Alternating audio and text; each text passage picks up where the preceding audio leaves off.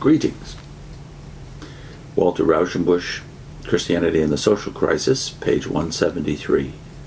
The chapter is the work of social reconstruction. Rauschenbusch is addressing the advantages and disadvantages of monasticism.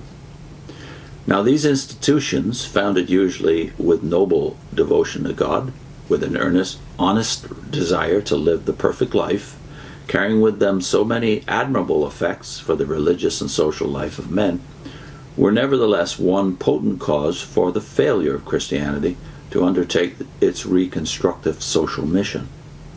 The finest and most elevated natures were picked out of society as by a spiritual magnet and placed in communities by themselves, isolated from common society. The energy which they ought to have devoted to making society normal, they employed in making themselves abnormal. The power that might have lifted mankind up was used in wearing themselves down.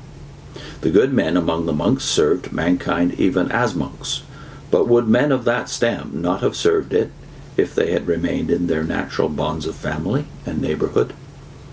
When the monastic movement first swept over the ancient church, it is certain that many went out to the hermit colonies, at least partly because they were weary of the burdens of taxation and service imposed by the tottering empire, and of the lack of freedom that hemmed all men in.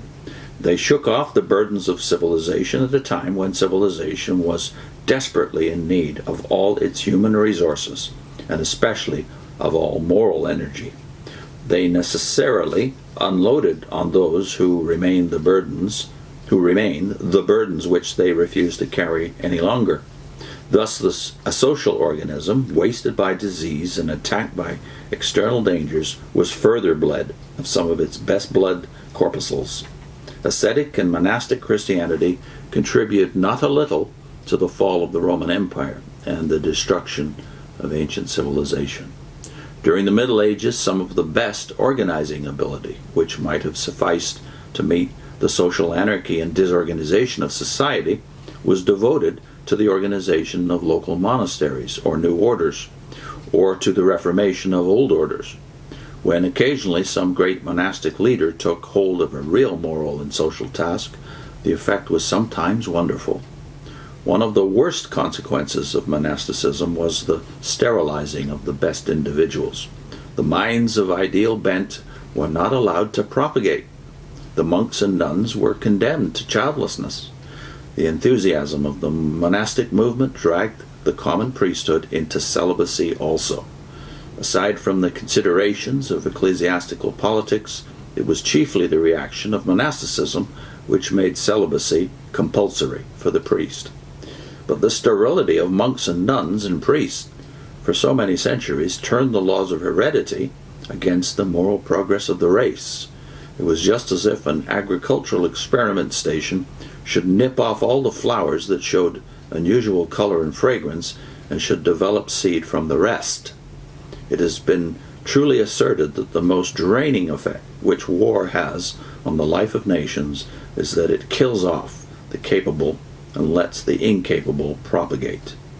Monasticism eliminated the morally capable, just as war eliminates the physically capable. God alone knows where the race might be today if the natural leaders had not so long been made childless by their own goodness. The wonderful fecundity of the Protestant parsonage in men of the highest ability and ideality is proof of what has been lost. If those who were vowed to celibacy still followed the desire of nature, they begot children under a sense of sin and shame.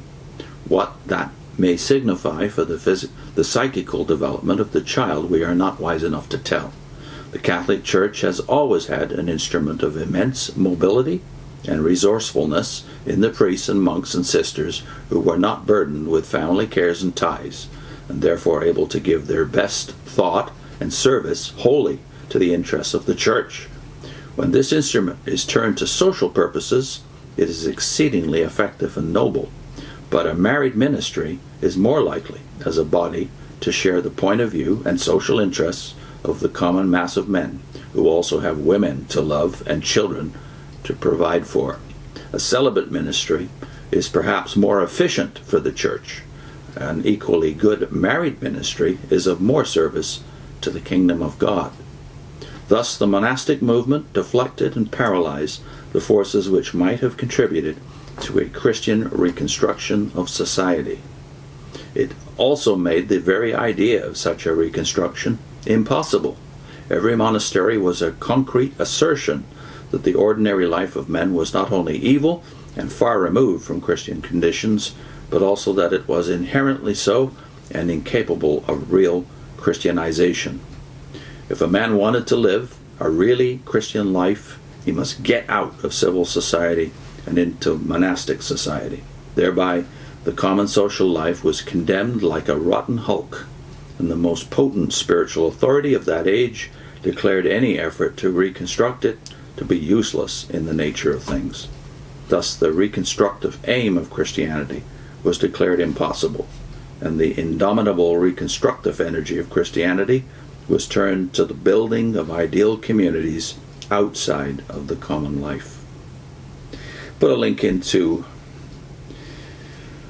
our discussion of the Old Testament model.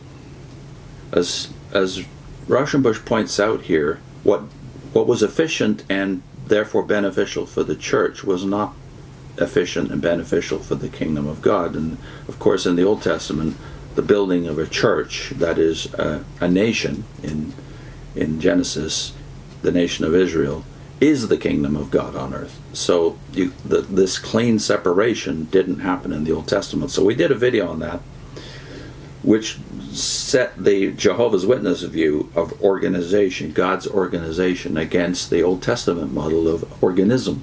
Organism developed from a single man and his family.